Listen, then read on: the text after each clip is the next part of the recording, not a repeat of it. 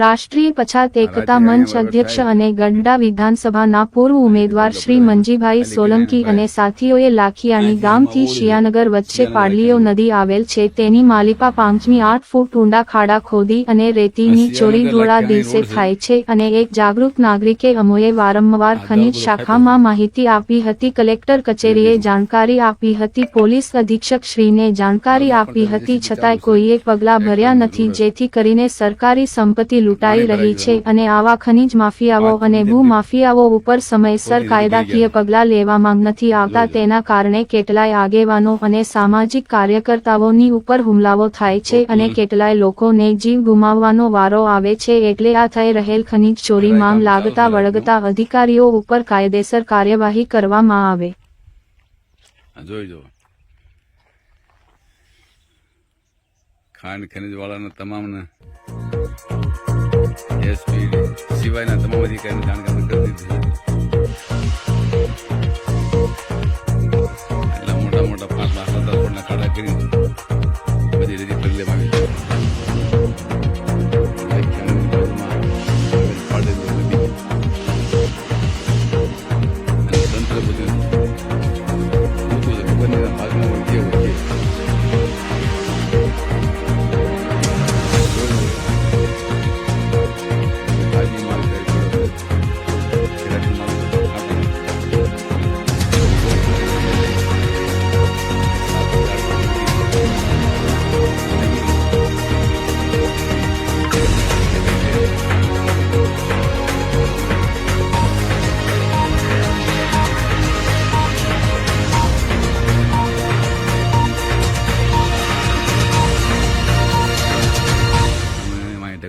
કાઢી દીધો।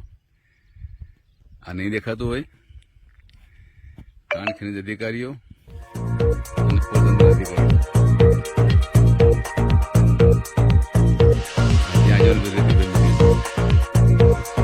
ત્યાં અહીંથી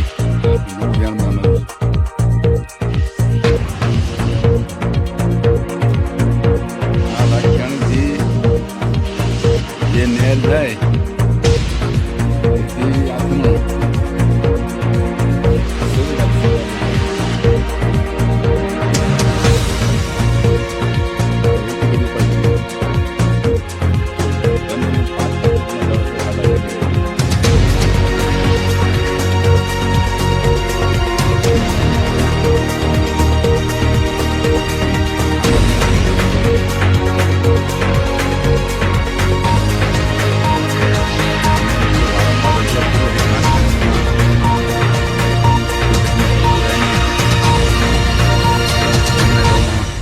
દેખભાળ કરવામાં આવતું નથી।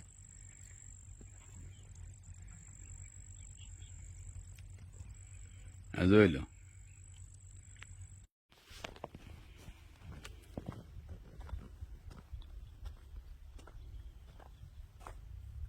કરોડો રૂપિયાની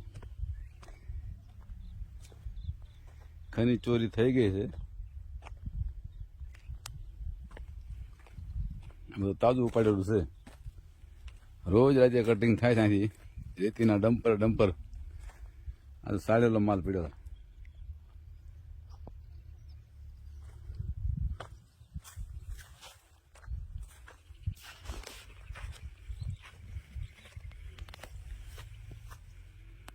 જોઈ દો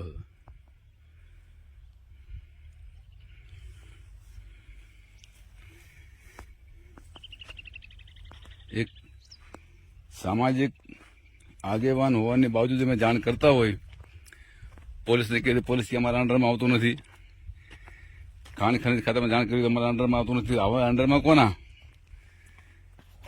હજી મીડિયામાં મૂક્યું છે, જોઈશે રિએક્શન કેવો છે। કરોડો રૂપિયાનું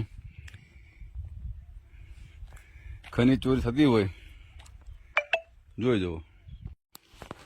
વાહન આગી આગીને 3 ફૂટ ના ખાડા પડી ગયા એવા માર્ગ બનાવી નાખ્યા છે। જોઈ લો અંદરથી રેતી ભરીને લાવે છે,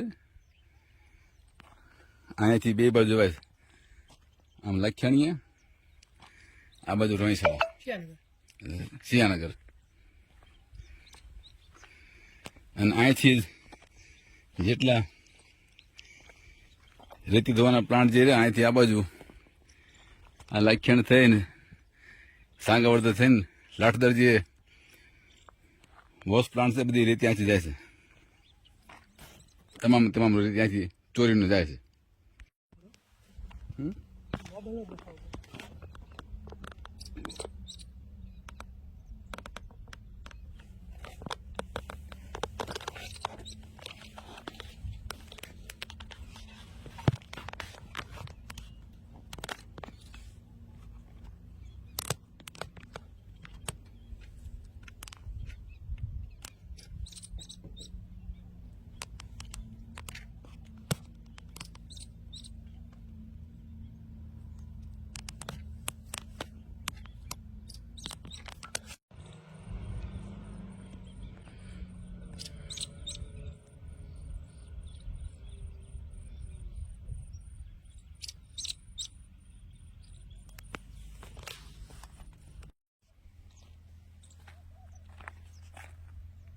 સાથીઓ, મારું નામ છે મંજીભાઈ સોલંકી.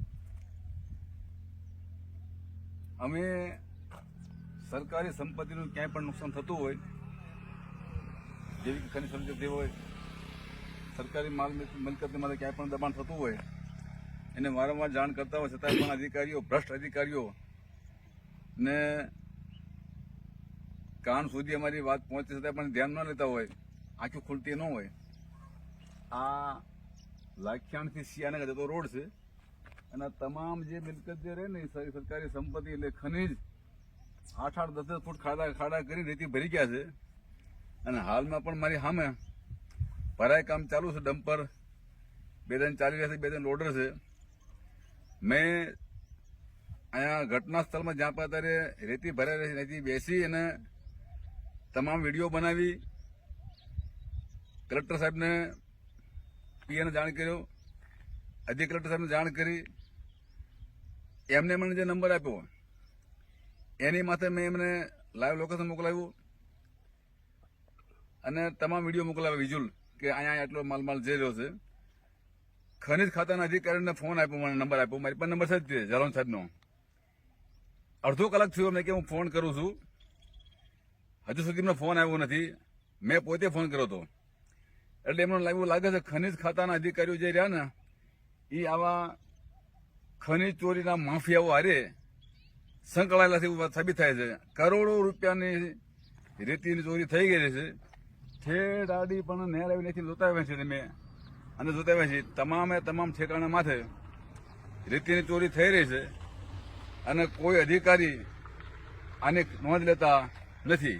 અમે પોલીસને જાણ કરી હતી. પોલીસ કે અમારા અંડરમાં ના આવે. જો કદાચ પોલીસના અંડરમાં આવતું હોત તો અમે અમારા માધ્યમથી કાંઈ પણ આડો મહેનત કરી અને ખનીજ ચોરી રોકાવત. પણ હવે કલેક્ટર સાહેબને વિનંતી કરીએ છીએ कि તમે જે ભાષામાં સમજતા हो ये भाषा में यहाँ पर खनिज चोरी हो रही है. आपके नीचे जो अधिकारी है वो सुनाई नहीं दे रहा, उसको दिखाई भी नहीं दे रहा. हम बारम्बार उसको जानकारी देते कि भाई यहाँ पर खनिज चोरी हो रही है, यहाँ पर जमीन पे कब्जा कर रहा है. आप खुद यहाँ पर आके देखिए, लाखियारी से रोहिसा सियानगर रोड पे खनिज चोरी हाल अभी चालू है. आप आइए और यहाँ पे निरीक्षण करिए. चालू है.